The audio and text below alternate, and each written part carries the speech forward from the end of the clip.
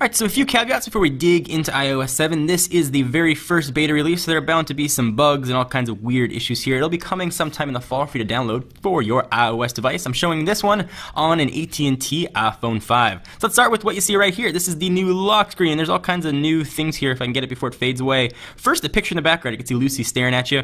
If you move the phone around, it looks like it's kind of almost 3D moving around with you. It's interesting effect. Not sure if it's going to kill battery or not, and you're going to see that same thing actually on the background of the phone.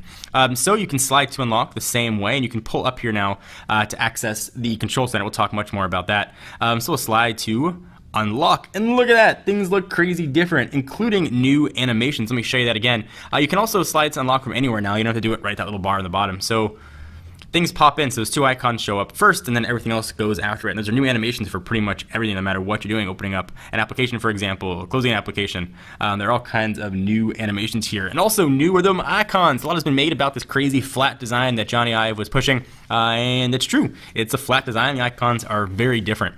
I'm not going to editorialize that much whether or not I like it or don't like it, because in all honesty, I'm not sure yet. But they are definitely different. And everything that was here before looks totally strange now. The mail icon, Safari's different. There's a new app for FaceTime. Weather stuff is just all kinds of new here, which is kind of nice. I get to see something new with iOS settings, and we'll talk about that a little bit later, and photos. So I mentioned the 3D backgrounds. You move the phone around, and that's going to translate very well on video, but it looks like the picture below the icons is always facing. You can almost see behind the icons. That's what they said on stage. So one of the big things here is Control Center. There are 10 key new features with iOS 7. Control Center is one of them. So to access it, you can swipe up from the bottom, and if you choose, you can access that from the lock screen. And this is sort of quick settings that you jailbreakers have been using for quite a while. So first thing you notice is the transparency, so it sort of overlays the background there, so it sits on top of it. Access to all kinds of new stuff. You've got go to airplane mode, turn Wi-Fi on or off, Bluetooth, go into nighttime mode or set the rotation lock. You got screen brightness, you can control your music. AirDrop is kind of cool. You can AirDrop things. So like check you can do on OS 10, you could do that now with your phone. So that's kind of a cool feature. AirPlay can access right there. 4 quick apps. You can't change what these are, but at least you can access them. One of my favorites right there is Flashlight. You've got Camera, Calculator, and some others. So that right there is Control Center. And speaking of centers, let's go into Notification Center.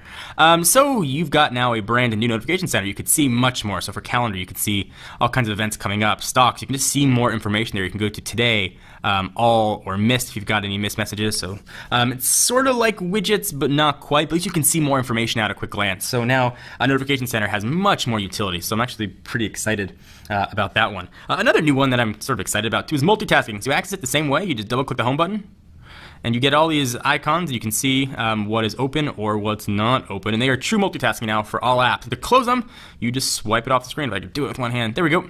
What we still don't have here is a way to close all applications, which I don't understand, but perhaps we'll see that come in subsequent beta builds. But to close it is kind of very satisfying.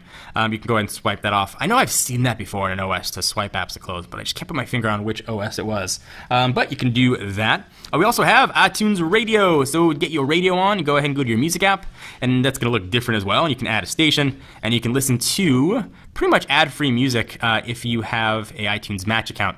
So that's nice. It's just a radio. We'll go ahead and exit out of that. Camera here is different as well. So we'll go ahead and go right into camera. Got a fancy new icon for it and a fancy new user interface for it as well. All right, so if you want to go into video, you can go into video, and everything else there is the same. Photo, pretty much the same there as well. Square, sort of what you use for Instagram. You got all kinds of Instagram-y type filters with sort of real-time rendering if you want to use those. Pano for taking pictures of panos, I guess. Everything here is sort of the same as what it was, except for Square and the new filters, but it's pretty easy to use, and it works actually very well, and you can sort of swipe through if you want to control those. So that is new for the camera. Safari also got a revamp, didn't just get a new icon. So things are here, new with Safari. As you swipe, the things down below disappear. If you tap, they sort of come back or go to the top of the page. So there's navigation down below, and as I continue to scroll, they disappear. And if you go back up to the top, then they show up again. Tabs are different as well. You can sort of view them in a new way, and you can see what bookmarks look like there, and other fun stuff built into Safari. I'm not going to go into full detail of everything because there's so much to cover. Obviously, there are many more features, but I just want to give you guys an overview here. Keyboard is also kind of different. So here was a list of things I had to bring for a recent trip. Say I want to add something. Look at that keyboard. So depending on what app you're in, it's either going to be a black keyboard or a white keyboard. Functions the same, just looks new. You can also see the new fonts here that they're using as well. They're much thinner fonts, and sort of reaction to that has been mixed, but they are definitely new. You can see it on all the text below the icons as well. Let's jump into settings here, and things are all kinds of different. There are all kinds of new settings that live here as well. Let's jump into Notification Center.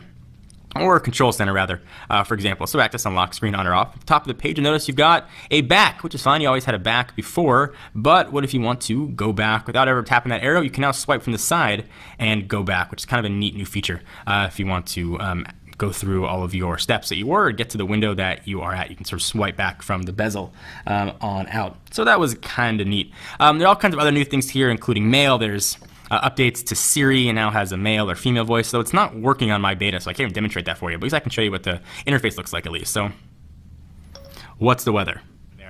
There's a lot more here. The more I use it, the more stuff I'm going to learn, so I'm happy to show you what that is. Again, all kinds of new stuff here. Calendar, everything has been totally redone and rethought. So anything in particular you guys want to see me cover in subsequent videos, let me know, and I'll be sure to do that. Mail I'm not going to show because all my mail is in there.